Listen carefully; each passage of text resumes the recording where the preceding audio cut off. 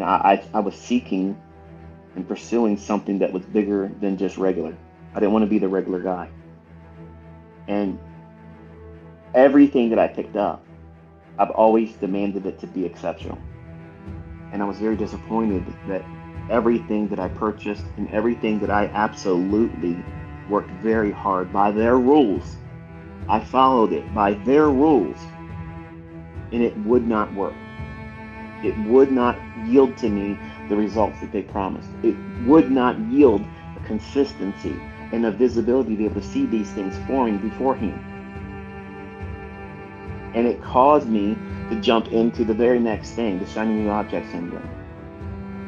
And even in this community, because if I teach something new, I talk about something new, everyone's so quick to let go of what they're already working on that they've had progress in, and beginning to see the stages of development that hasn't happened fast enough for some of you.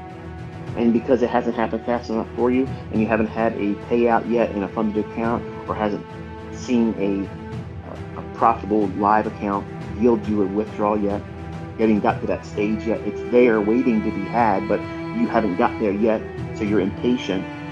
And it's easier for you to say, well, this looks new, and everybody's going to be talking about this new thing, so I'm going to be distracted anyway, and ICT is going to be jawboning and going on and on about this new thing.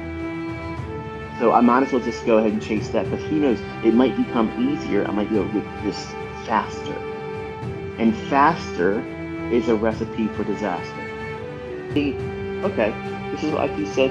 ICT said this. Let me go in here and see if what he said is valid. Is this really there? I'm taking you back. That's how I started. That's how I started as a teacher. What I'm about to show you, in 1996, when I sat down with my students then, who sat with me side by side, literally,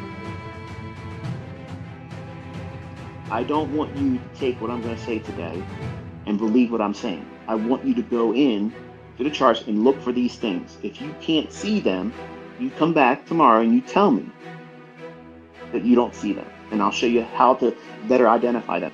If I see a PD array that my interest is in, and I expect it, and it's usually willing to go back up to it if I'm bearish, if it trades up to a fair value gap.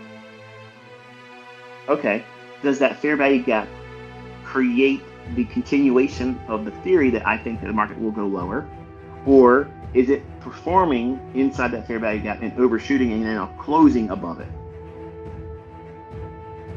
There's a decision to be made there. But what happens, and what did I say, if a PD array can't be even reached? If you can't reach it, and you're bearish, and it's going up, but it doesn't get there, it just falls short of it, and then all of a sudden starts showing you what? Order flow is heavy and wants to go lower. Ultimately, the idea that you have to be patient, and you're going to learn in your own pace. You're going to learn in your own comfort. You're going to discover what makes you uncomfortable and what makes you comfortable. And you want your learning to be very comfortable. And as an educator, I have to be comfortable. Otherwise, I'm not going to give you my best. If I'm, like I discovered when I did my first year mentorship, and I had 865 people, that was the first round entry of what came in. And I had GoToWebinar, and all 865 of those individuals was asking me something right then and there. And the weight of me not being able to answer every single person hit me like a ton of bricks. I'm like, wow, like how am I going to answer all of this? And how can I manage their expectations when they all feel like they deserve, and they do deserve to have their question fielded by me? But you'd also be surprised to see how many of them were just the rewording of the same questions. And that's why I tell all of you, I promise you, because I've been doing this enough time now,